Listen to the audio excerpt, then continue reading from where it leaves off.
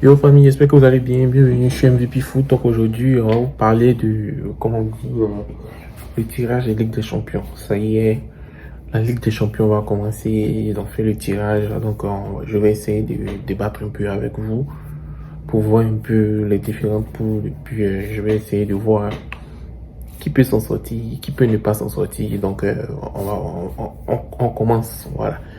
Donc dans la poule A, on a le Bayern de Munich, Manchester United, FC Copenhague et Galatasaray. C'est une bonne poule, c'est une très bonne poule, c'est un peu équilibré quand même. Le Bayern n'est plus le Bayern d'avant, mais attention, ils ont Harry Kane maintenant, donc ça va chauffer. On a Manchester United aussi qui revient, mais est-ce que Manchester United va bien revenir? Parce que cette saison, l'équipe des Galatasaray elle a fait un très bon recrutement. Donc, il reste à savoir si l'équipe des Galatasaray, ils vont pouvoir, comment on dit, ils vont pouvoir savoir jouer entre eux. Et puis l'équipe de FC Copenhague, je pense que ça va être le dernier de la poule, mais souvent on a des suppositions que je vois équipe qui peut passer Bayern et Manchester United. Mais j'ai des gros doutes pour Manchester United, donc je vois le Bayern passer.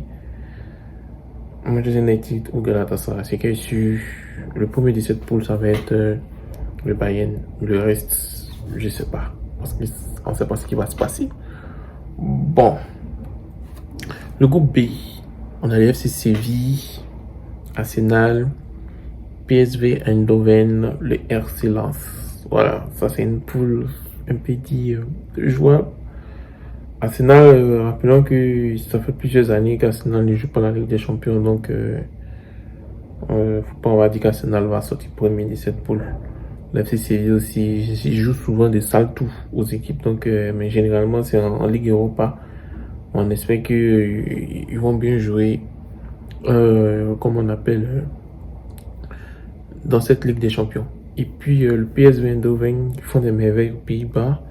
Et avec mon compatriote Ibrahim Sangare qui va faire des merveilles aussi. Voilà, un excellent milieu. L'excellence aussi, c'est une très belle équipe aussi. J'aime beaucoup cette équipe. J'aime bien cette équipe. Donc, je pense que c'est une poule qui est vraiment équilibrée en fait. C'est vrai que Arsenal est légèrement au-dessus.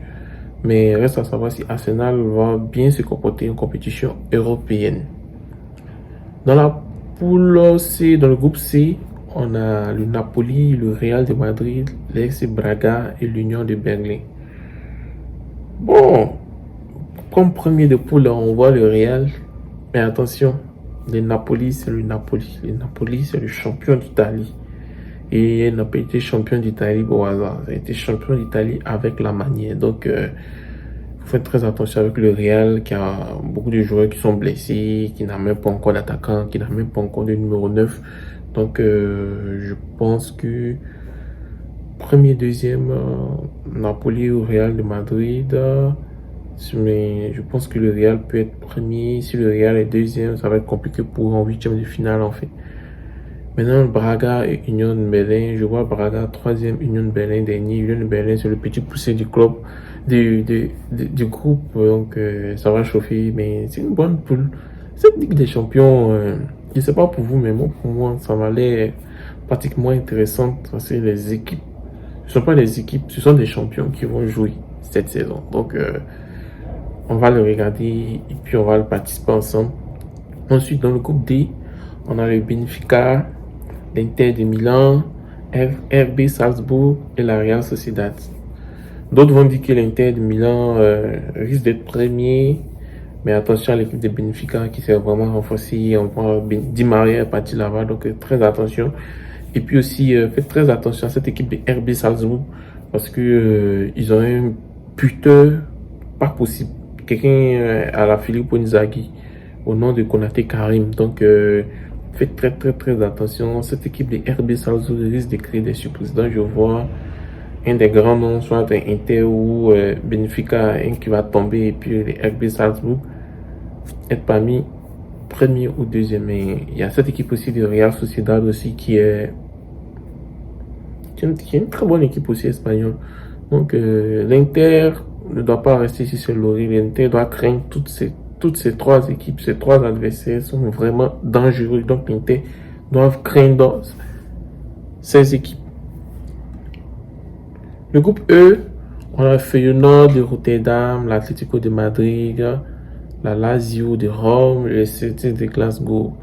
En premier, je vois Atlético de Madrid. En deuxième, je vois la Lazio. Celtic de Glasgow, ce qu'ils ont fait l'année passée dans la poule du Real de Madrid. Je pense pas que ils peuvent mieux faire. Feyenoord aussi. Ça fait longtemps qu'ils n'ont pas joué la Ligue des Champions, donc ça va être un peu chaud, mais bon. C'est la Ligue des Champions, les gars. Donc, je pense que ça va être un peu chaud. Donc, faut rester focus, en fait. Rester focus, les gars. Se concentrer, passer cette Ligue des Champions. Non, le groupe F. Le groupe de la mort. Le groupe F. F, voilà. On a le Paris Saint-Germain. On a le Borussia Dortmund. On a l'AC Milan et la Newcastle United. Ah, ça, c'est une poule. Le Paris Saint-Germain risque d'être deuxième ou troisième. Les supporters de Paris vont commencer à m'insulter, mais bon. Si le Paris Saint-Germain joue très bien, joue son jeu qu'on a vu à la victoire passée, Paris peut être premier. Mais attention à l'équipe d'AC Milan, attention à l'équipe du Borussia Dortmund. En plus, le Borussia Dortmund a 2 buteurs. En plus de Sébastien Haller, ils vont recruter Fulkrug, je ne sais pas comment il s'appelle, mais lui, c'est un joueur qui est le meilleur buteur du championnat allemand et c'est l'attaquant actuellement de l'équipe d'Allemagne. Donc, faites très attention avec cette équipe du Borussia Dortmund.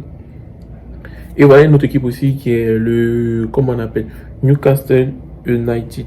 Newcastle United aussi, il faut faire très attention à cette équipe. C'est une équipe, très bonne équipe qui crée des problèmes au Big Four en championnat anglais. Donc, si l'équipe crée des problèmes au Big Four dans le championnat anglais, ça veut dire que faites très attention. Non, c'est une poule. Moi, je pense que c'est la poule la plus relevée. C'est la poule de la Ligue des Champions. Celui qui sort de cette poule ira loin parce que ça va être très difficile de sortir de cette poule. Même s'il y a le PSG, ça va être difficile. Voilà. Même s'il y a la Kylian Mbappé, Ousmane Dembélé, ça va être difficile. Voilà. Donc, ça va être chaud. Dans la poule G, on a Manchester City, on a RB Leipzig, Étoile Rouge et Belgrade, Young Boys de Ben. On connaît déjà le premier, on connaît déjà le deuxième, on connaît déjà le troisième, on connaît déjà le dernier. Donc le premier c'est Manchester City, deuxième RB Leipzig, troisième j'opte pour Young Boys de Ben et puis l'Étoile Rouge et Belgrade dernier. Donc dans le groupe H, on a l'FC Barcelone, on a FC Porto, on a le Shakhtar Donetsk et on a le Royal Antwerp. Ah, ils ont tout fait pour donner une poule aussi facile au FC Barcelone pour passer les poules, de poules. Pourquoi? Je ne sais pas pourquoi ils ont donné au FC Barcelone en fait. Une poule relativement facile.